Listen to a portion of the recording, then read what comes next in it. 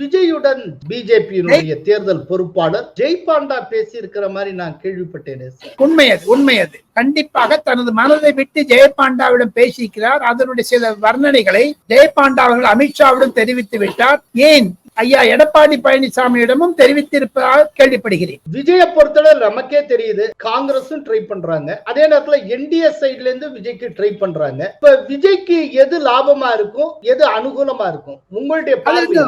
எந்த முடிவு எடுத்தாலும் அது எடப்பாடி பழனிசாமி சாதகமா தான் இருக்கும். காங்கிரஸ் பக்கம் போனார்னா சாதகம், இவர் பக்கம் வந்தாலும் சாதகம். எந்த எடுப்பாடு முடித்தாலும் விஜயினுடைய நகர்வு திராவிட முன்னேற்ற கழகத்தை 25 முதல் 30, 40 சீட்டோடு அமுக்க வேண்டும் என்பதுதான் அவருடைய எண்ணம். ஓகே, இப்ப காங்கிரஸ் பக்கம் போறாரு அப்படின்னா டிஎம்கேல இருந்து காங்கிரஸ் பிரிஞ்சு வெளியில வரும்.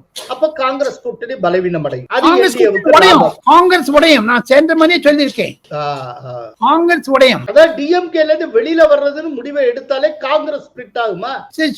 காரணம் என்னன்னு நிறைய பேர் ஏற்க மாட்டேன். அதே நேரத்துல என்டிஏவுக்குள்ள விஜய் வந்துட்டாருன்னா என்டிஏ ஸ்வீப் ஆகும். நீங்க எந்த சைடு போனாலும் சரி,